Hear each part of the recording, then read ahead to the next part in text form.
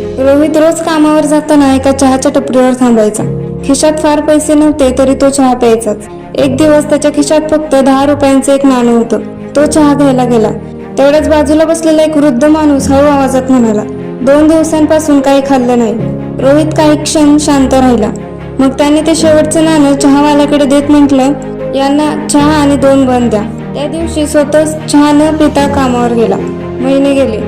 एक दिवशी रोहित एका कंपनीत मुलाखतीसाठी गेला. मुलाखत संपल्यावर एक वयस्कर अधिकारी त्याच्याकडे पाहून हसले. तू मला ओळखलेस का? रोहितने नकारार्थी मान हलवली. ते म्हणाले, मी तोच माणूस आहे ज्या टपरीवर तू शेवटचं नाणं दिलं होतंस. त्या काळात मी माझ्या आयुष्यातील कठीण प्रसंगातून जात होतो. आज मी या कंपनीत सल्लागार आहे. रोहित आश्चर्यचकित झाला.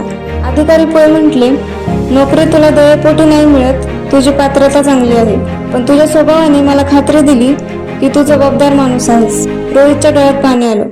त्या दिवशी त्याला समजलं, मदतीची किंमत त्या क्षणी कळत नाही, पण तिचं फळ कधीतरी अनपेक्षितपणे परत येतं. चांगुलपणा कधीच वाया जात नाही.